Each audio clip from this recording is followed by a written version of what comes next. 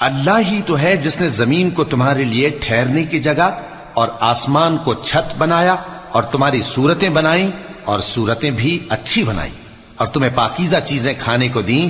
یہی اللہ تمہارا پروردگار ہے. سو اللہ رب العالمین بہت ہی بابرکت ہے. وہی زندہ جاوید ہے، اس کے سوا کوئی عبادت کے لائق نہیں، تو اس کی عبادت کو خالص کر کے اسی کو پکارو. ہر طرح کی تعریف اللہ ہی کے لیے ہے جو تمام جہانوں کا پروردگار ہے. اے نبی کہہ دو کہ مجھے اس بات کی ممانعت کی گئی ہے کہ جن کو تم اللہ کے سوا پکارتے ہو ان کی پرستش کرو، اور میں ان کی پرستش کیسے کروں جبکہ میرے پاس میرے پروردگار کی طرف سے کھلی دلیلیں آ چکی ہیں، اور مجھ کو حکم یہ ہوا ہے کہ پروردگار عالم ہی کا فرما بردار رہوں.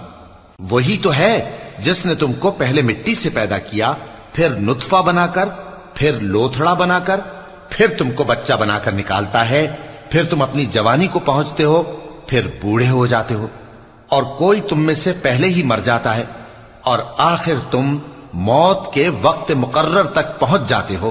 اور تاکہ تم سمجھو وہی تو ہے جو زندگی اور موت دیتا ہے، پھر جب وہ کوئی کام کرنا یعنی کسی کو پیدا کرنا چاہتا ہے تو اس سے کہہ دیتا ہے کہ ہو جا، تو وہ ہو جاتا ہے. کیا تم نے ان لوگوں کو نہیں دیکھا جو اللہ کی آیتوں میں جھگڑتے ہیں؟ یہ کہاں سے پھیرے جاتی ہیں؟ جن لوگوں نے ہماری کتاب کو اور جو کچھ ہم نے پیغمبروں کو دے کر بھیجا اس کو جھٹلایا، وہ انقریب معلوم کر لیں گے جبکہ ان کی گردنوں میں طوق اور زنجیریں ہوں گی، وہ گھسیٹے جائیں گے یعنی کھولتے ہوئے پانی میں، پھر آگ میں جھونک دیے جائیں گے.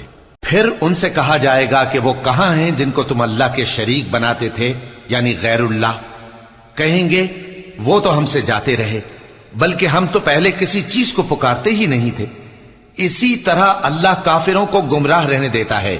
یہ اس کا بدلہ ہے کہ تم زمین میں ناحق خوش ہوا کرتے تھے اور اس وجہ سے کہ اترایا کرتے تھے. اب جہنم کے دروازوں میں داخل ہو جاؤ، ہمیشہ اسی میں رہو گے. سو متکبروں کا کیا برا ٹھکانہ ہے.